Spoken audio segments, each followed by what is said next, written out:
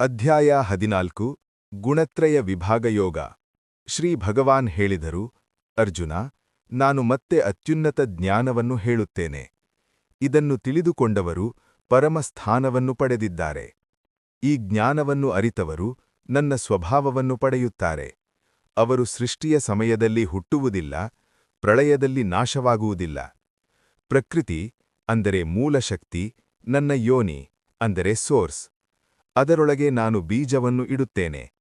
ಅದರಿಂದ ಎಲ್ಲಾ ಜೀವಿಗಳು ಹುಟ್ಟುತ್ತವೆ. ಎಲ್ಲಾ ದೇಹಗಳಲ್ಲಿ ಹುಟ್ಟುವ ಜೀವಿಗಳಿಗೆ ಪ್ರಕೃತಿ ತಾಯಿ, ನಾನು ತಂದೆ.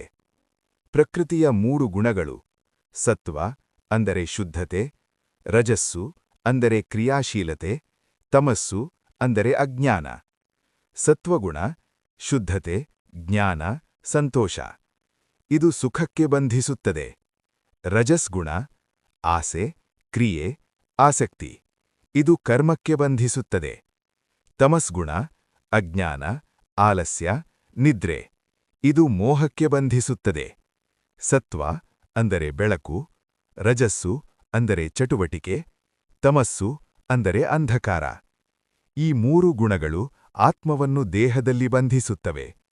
ಯಾವಾಗ ಸತ್ವ ಹೆಚ್ಚಾಗುತ್ತದೋ ಜ್ಞಾನ ಬೆಳೆಯುತ್ತದೆ. ರಜಸ್ಸು ಹೆಚ್ಚಾದಾಗ ಆಸೆ ಮತ್ತು ಕ್ರಿಯೆ ಹೆಚ್ಚಾಗುತ್ತವೆ. ತಮಸ್ಸು ಹೆಚ್ಚಾದಾಗ ಅಜ್ಞಾನ ಮತ್ತು ಆಲಸ್ಯ ಹೆಚ್ಚಾಗುತ್ತವೆ. ಮರಣ ಸಮಯದಲ್ಲಿ ಸತ್ವದಲ್ಲಿ ಸತ್ತವರು ಉನ್ನತ ಲೋಕಗಳಿಗೆ ಹೋಗುತ್ತಾರೆ. ರಜಸ್ನಲ್ಲಿ ಸತ್ತವರು ಮನುಷ್ಯರಲ್ಲಿ ಹುಟ್ಟುತ್ತಾರೆ.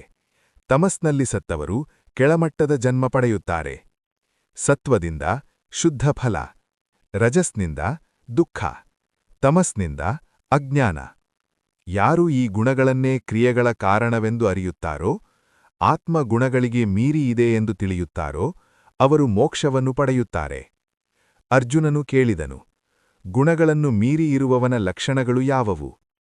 ಶ್ರೀಕೃಷ್ಣನು ಹೇಳಿದರು, ಗುಣಾತೀತ ಅಂದರೆ ಗುಣಗಳನ್ನು ಮೀರಿ ಇರುವವನು, ಸುಖ ದುಃಖ ಸಮ, ಬೆಳಕು ಕತ್ತಲೆ ಸಮ, ಗೌರವ ಅಪಮಾನ ಸಮ, ಆಸಕ್ತಿಯಿಲ್ಲ, ಅಚಲ ಮನಸ್ಸು, ಸಮಬುದ್ಧಿ, ಮಣ್ಣು ಕಲ್ಲು ಬಂಗಾರ ಎಲ್ಲವೂ ಒಂದೇ ಎಂದು ನೋಡುವವನು, ಶತ್ರು ಮಿತ್ರ ಸಮ, ಕೀರ್ತಿ ಅಪಕೀರ್ತಿ ಸಮ, ನಾನು ಮಾಡುತ್ತಿದ್ದೇನೆ ಎಂಬ ಭಾವ ಇಲ್ಲ.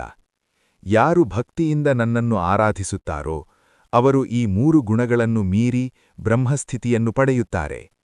ನಾನು ಬ್ರಹ್ಮನ ಆಧಾರ, ಶಾಶ್ವತ, ಅಮೃತ, ಧರ್ಮದ ಮೂಲ, ಆನಂದದ ಮೂಲ.